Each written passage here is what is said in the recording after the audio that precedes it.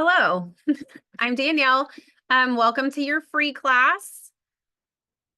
Um, so before we get started, I wanted to teach this class because one, I am a BCBA. I work at Study Notes. I'm one of the collective live teachers. I'm one of the tutors.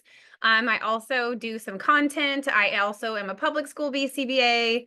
I'm a mom. I have a contract job. So I felt like if anyone was going to talk about setting up a schedule, it should be me because I don't know how I would make it without one. So today we're going to talk about getting started with a studying schedule, kind of helping you think through some of the processes of studying, response effort, setting up your environment, making sure that you also do the same thing, use the same strategies that you're going to use for your clients that you use for yourself to help you be successful. So I know all of you are very busy. You probably have families, you have significant others, you have a job, you have pets, you have all of the guilt and all of the land because you're studying and you feel like that's taking time away from other people. It is. It's one of those things, definitely when it comes to studying, you're going to have to sit in that uncomfortable space that it's not going to last forever. So it's going to be okay. And so how can we incorporate, if you have littles, how can you incorporate those littles into studying as well? Because when I was studying for my test, my daughter was 6 and my son was 3. So they were little. So let's talk about getting started with a study plan. So you may already have a plan and maybe you don't feel like it's working because sometimes, so I don't know if I said it, I'm one of the tutors for Study Notes also. So a lot of times I talk about with people like, oh, I'm studying, but I don't know. Like, I just feel like I need to do all the things, or I'm doing too many things, or am I doing enough things? So first and foremost, you're going to need the tools to help you be successful when it comes to studying. So I would tell you, for me, I would tell you find the paper that helps you feel successful. And I know that sounds ridiculous, but for me, when it comes to paper, graph paper works. My brain works so much better on graph paper. I don't know why, but it does. It doesn't work well on lined paper. It's kind of ish is okay on computer paper, but something about graph paper significantly helps me. Like, oh, here I have it. I was going to put this up, but here are my notes from when I was studying. But all of my notes that I took when I read Cooper are on graph paper. So it just, I don't know, it just helps me. And then I would tell you, find pins that you like writing with, that help you feel successful. So when I was studying, they're right here in my dinosaur lunchbox.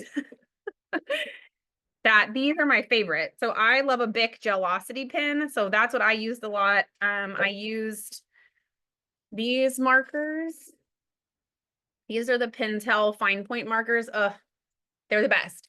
Everybody loves different types of pins. Find the pins and the paper that are going to help you feel successful and that you're going to want to use, because you may get a pen and be like, oh my God, this is terrible. Like, at the ink, it runs and it smears and it's too thick. So make sure that you get those things that help you be successful.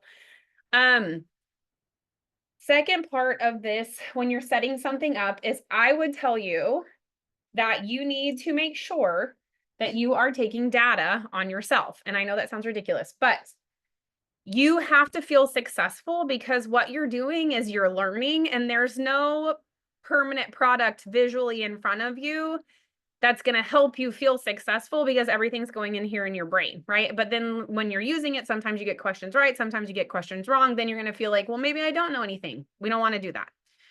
I am a paper calendar person. And I would tell you that you need some type of calendar, some type of paper calendar. If you're not a paper calendar person, a digital calendar, I just can't live that life. But you need a calendar so that you can take data on yourself. And you need to look at your weeks from Sunday to Saturday. And you need to put all of your requirements, like your things that don't move, like work, or maybe you have a party or some type of after school or work activity that has to live on your calendar. So then you can look at the times that are available to you and you can say, okay, here's where I'm going to plug some stuff in. Now, when we're talking about taking data on ourselves, I want to go to validity. Are we in the right dimension? I would encourage you to think about your studying as an umbrella. So I have an umbrella, and my studying is all of these different things. It's not just reading Cooper, and that's it. It's reading Cooper and coming to Collective and doing my ethics book and listening to podcasts and watching YouTube videos, right? So it's not just this one thing. It's a very flexible definition of studying. And so when you're thinking about taking data on yourself, you could do frequency, you could do number of things, but is that truly going to help you feel successful? Probably not, right? If you're thinking about Cooper, some chapters are easy to read, some are beating, right? So let's say that you were in a chapter like 20, non-equivalence relations. That's a really hard read. And so you may only read 3 pages and be like, oh my God, I'm done. Well, 3 pages isn't going to help you feel successful. But if you take duration of your studying behavior, then that's a better picture, because you may have read those 3 pages, but it may have taken you 15 minutes. Well, that's 15 minutes. That's a better picture of your studying. So you can say, I've read Cooper for 2 hours. I've done my ethics book. I've read for 30 minutes. I've listened to this Behavior Bitches podcast. That was an hour. So today I did 3.5 hours of studying. That's a lot, right? So we want to think about taking data on ourselves in duration when it comes to studying. Now, if you were looking at questions, like how many questions am I going to do today in the app, I would say then you're looking at frequency. But then what you can do once you have your calendar is you can total up for the week and say, okay, if we're talking about self-management, right? So I want to look at I want to set a goal for myself and say, okay, my goal is 15 hours. I've mapped it out for the week. And then once I get to Saturday, did I meet my goal? Yes, I made 15 hours. No. Okay, well, what got in the way of that? Or, oh, I got 18. That's awesome. Okay, well, maybe next Friday I don't have to study. I can take that day off. So writing out what you're doing and how long you're doing it is going to let you have a clear picture if you're being successful. So you want to think about that. Now, I need to remember something later in the other slides. So you also need Cooper. Lots of people, I'm going to just close my eyes for a second. Lots of people are like, I don't read it. You need to read it. It's one of those things you need to read Cooper. It's the science. What I would tell you about reading Cooper is that you want to be the behavior analyst that can see the underlying problems and not just address like the things that you can see outright, right? You want to take into account all of the variables. So make sure you have Cooper, make sure you have it out, make sure you're getting in there and you're reading it and you're understanding your science. Okay. So you're assessing your current schedule before setting your study schedule. Evaluate your existing commitments and determine how much time. Okay, here's what I'm going to tell you. When we think about this, I got to think about what's on here. Okay. When you're thinking about your current schedule, you also have to think about response effort when it comes to studying, because that's really important. And again, this is one of those things where you have to have a conversation with yourself and say, it's not going to last forever, because I had the same conversation with myself. So on your schedule and on your calendar, you may say you work 8 to 5. Okay. Let's say you get up at 7 o'clock to get ready for work, or 6:30, and then you leave by 7, you get to work by 6, whatever it is, right? So I know that that's not going to change, right? Let's say on Tuesdays and Thursdays, you have different after school commitments with your kids. You're going to have to look at the gaps in your time and say, what do I want to do? Well, if I want to read Cooper, reading Cooper on Monday night after work and cooking dinner at 7 p.m. is probably not going to be beneficial, because I'm going to be really tired.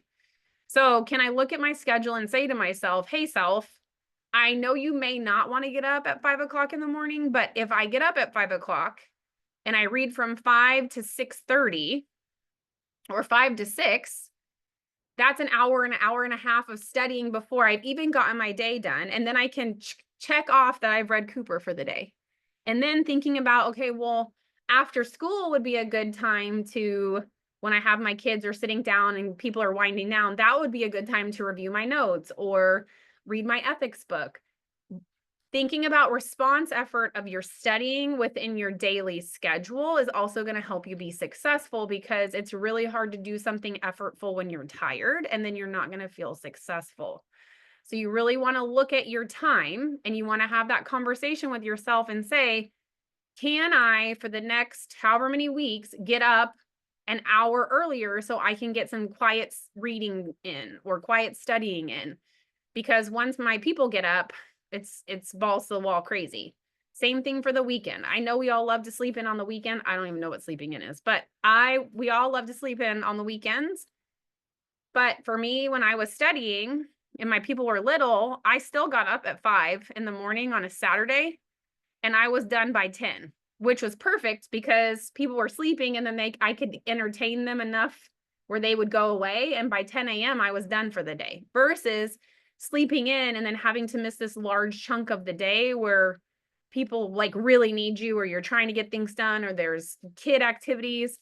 I still got up early. Did I want to? No, but it allowed me to participate in all of those activities. So when you're studying, it doesn't have to suck. You don't have to miss a bunch of things because you're studying. You just need to plan your time wisely. So if you want to go to brunch, fucking go to brunch, man.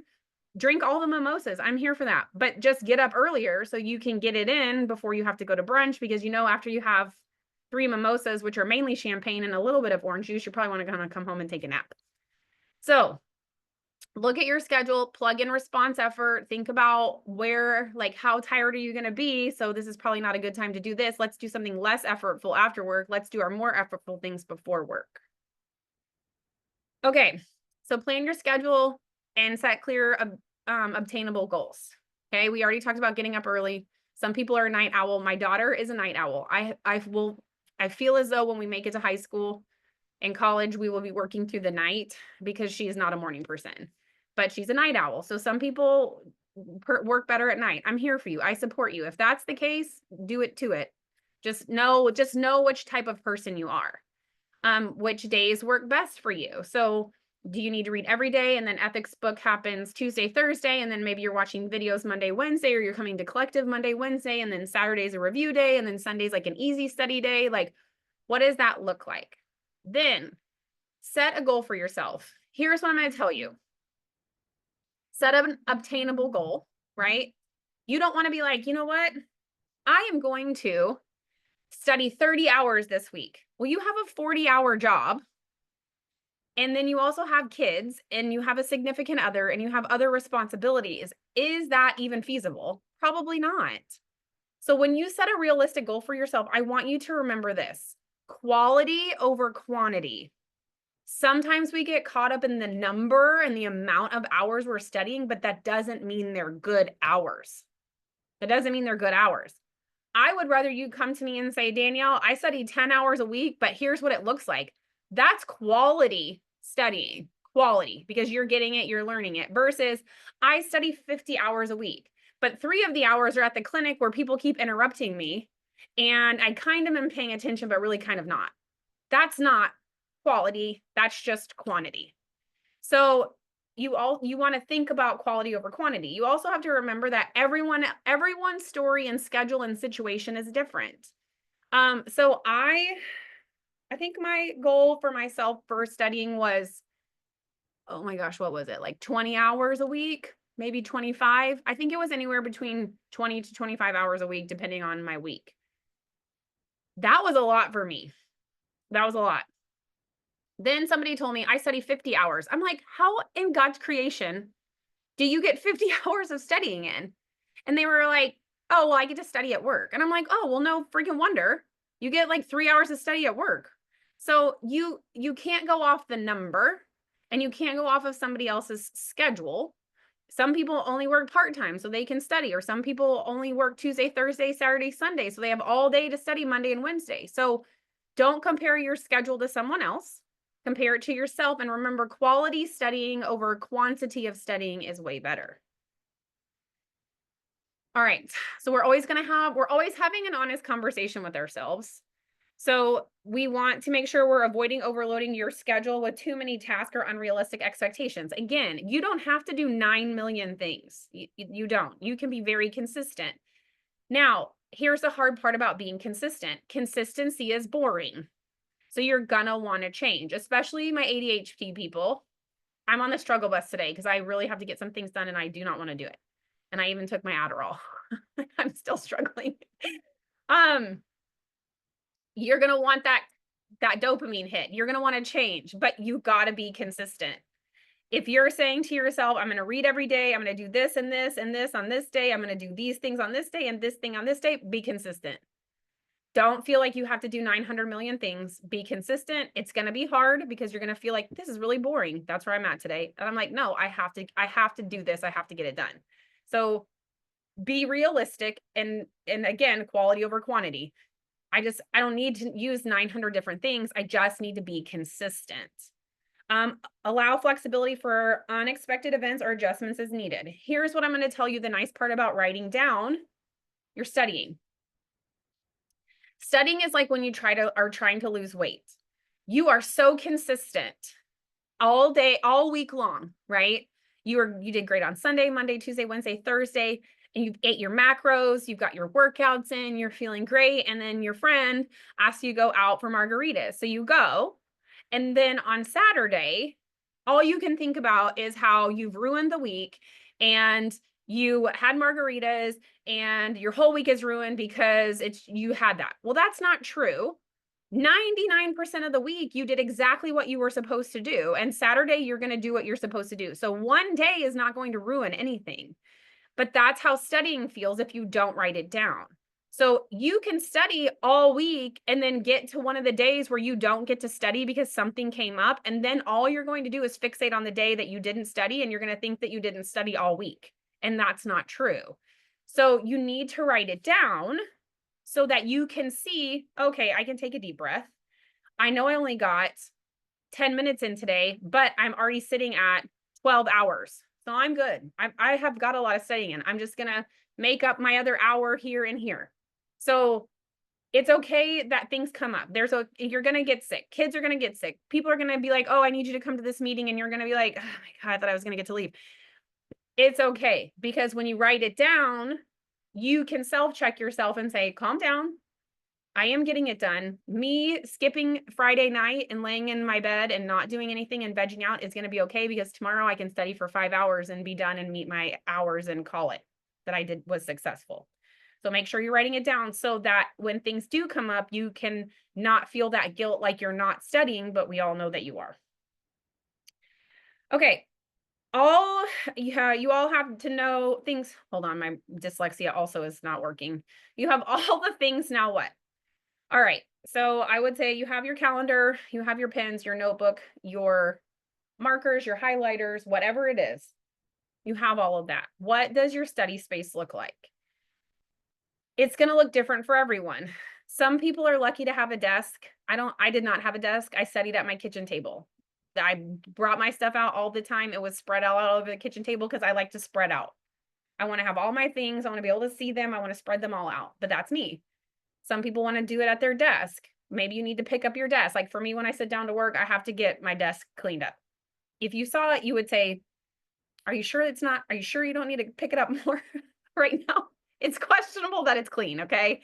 But my brain is like, it's organized.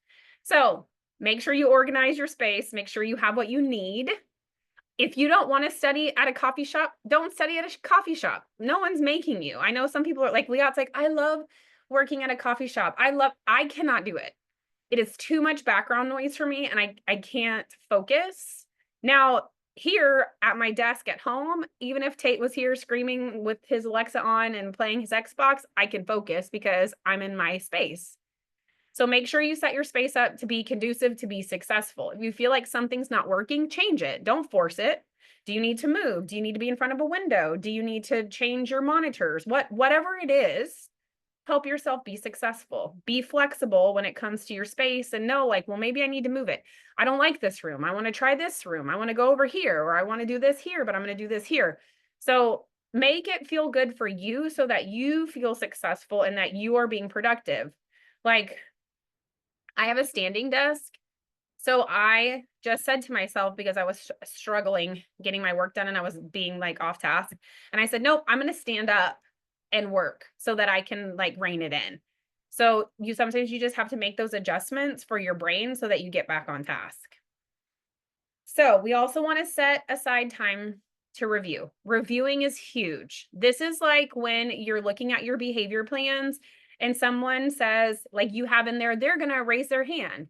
Well, then the teacher's like, they never raise their hand, but they raise their hand when, we're practicing and I'm like, right. But not when they're practicing, but like they can raise their hand, but they don't do it, right? We always hear that. We also need time to practice. This is the same thing with reviewing. You need time to review. You don't want to take your notes and never look at them again. That's not helpful. You need to take your notes and then set time to review, whether that be a Wednesday night, whether that be a Friday night, whether they're about Saturday morning, Sunday afternoon, I don't care. Make sure that you're reviewing your notes. So like with these, all I would do is open it up and I would just start. Oh my gosh, please don't be broken. Perfect. I would just start flipping through pages. I would just read and flip through pages. And I was just reviewing. So you want to make sure that you're doing that so that you're always coming in contact with the information. I don't ever want to read something and just set it on the shelf and forget it. I always want to review.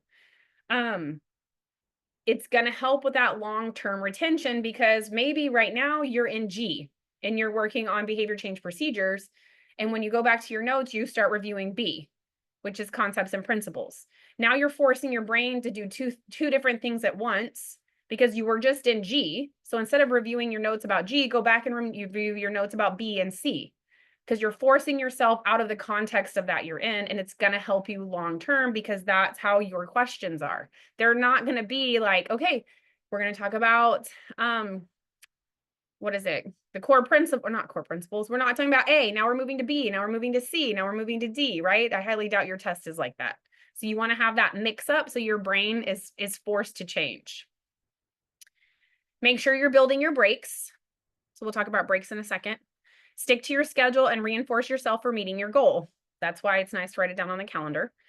We're going to reevaluate the schedule if we aren't meeting our goals. And we're not going to, we can't live in the space of beating ourselves up. So let's talk about building in breaks.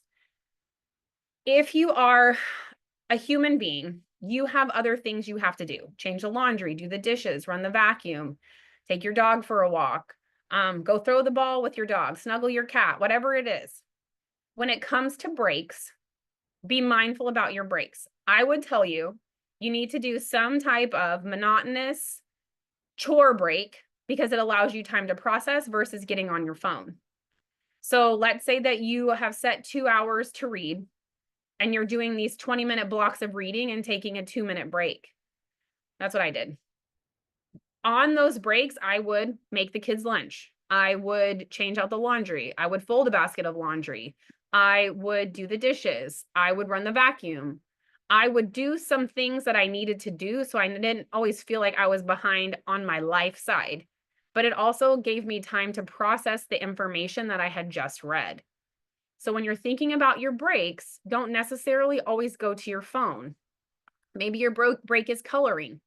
Maybe your break is sitting down and saying, you know what, I'm going to take a 5-minute break and I'm going to work on my puzzle because I need to change gears. But that lets your brain process versus like turning it off and turning on to your phone. So think about your breaks and help yourself be successful when you're taking a break so you don't feel like, oh my gosh, I'm so behind with all of my other things that I have to do in life.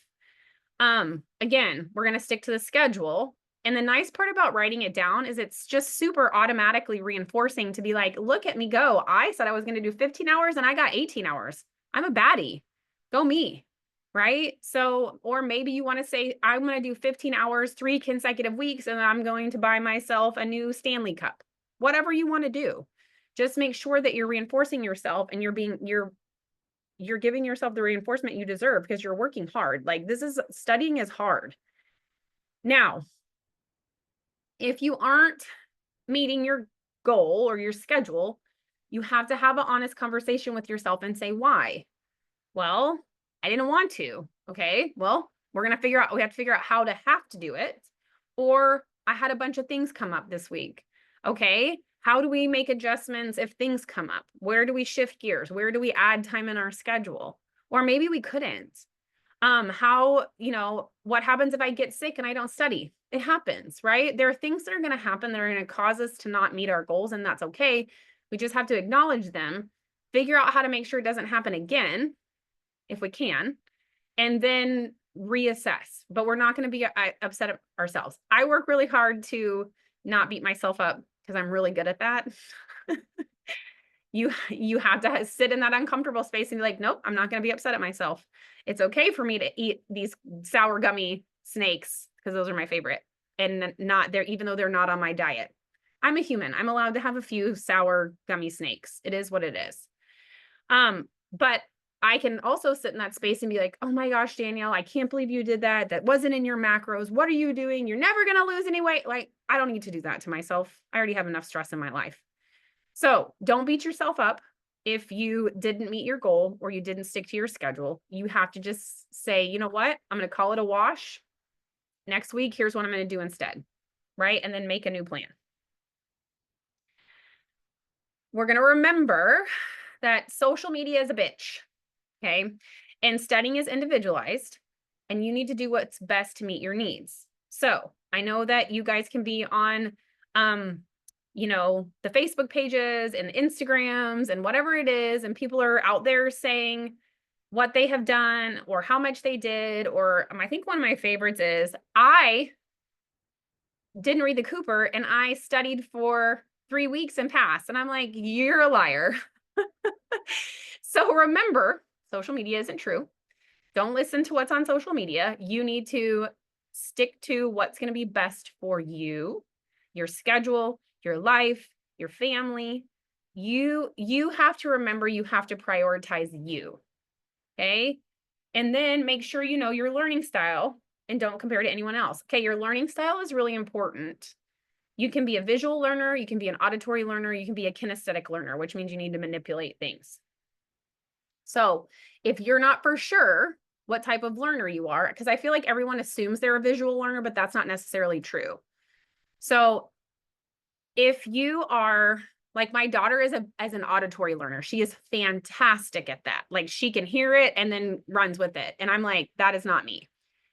So you can Google free learning styles quiz, and you can take the quiz and you can figure out what type of learning style you are. I did this when I was studying, and I was like, well, I know I'm a visual learner, but do I learn another type of way that maybe I can use and incorporate into my studying?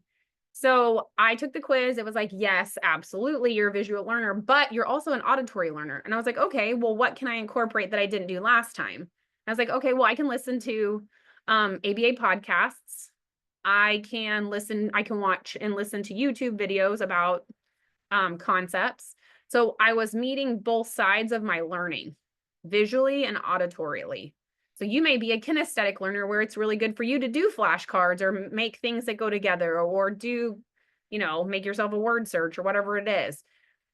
But figure out how you learn so that you can meet your needs, because that's really important. I think this is one of those times where I told this to somebody in tutoring and they're like, I am 100% a visual learner. And I was like, okay, take the quiz, whatever you want to do. And then they emailed me and they were like, I'm 90% auditory. And it's like, well, sounds like you need to work on hearing things, right? So maybe that's getting Cooper on an audiobook and you're listening to it because that's going to help you. So make sure that you know how you learn so you can help yourself be successful. So, as always, we can help you be successful, but you have collectives. I know we're about to start live collective on Monday, so you can always try before you buy. You have the pre-recorded collectives. You can always do a drop-in, which is fun. If you have a specific topic, maybe it's stimulus equivalence, and you're like, oh, I need some help. Let me drop into that class. Or you have pre-recorded classes. Definitely come see me in tutoring. I love tutoring. I do it all the time. How much tutoring did I do last month? My tutoring is like another second full-time job, but I saw 46 people last month. So I'm always trying to make it, get everybody in that needs something. You have mock exams and you have Study Notes app. Remember with the app, you have app group. So you can pop into app group if you have some questions. I do that on Saturdays. So you have the app to help you be successful and work on your fluency as well. So if you want more of us, don't worry, we don't go away. You can always get us at studynotesaba.com. You can email us at contact@studynotesaba. Instagram, Study Notes ABA, TikTok, Study Notes ABA, that's not on here, or Behavior Bitches Podcast, which is Liat's current obsession. So every time I need her, she's always recording a podcast and then never calls me back, but it is what it is. So I'm going to stop sharing and stop the recording. So, and then you guys, if you have questions, you can ask me questions. So I love you. I mean it. Hopefully I see you in collective.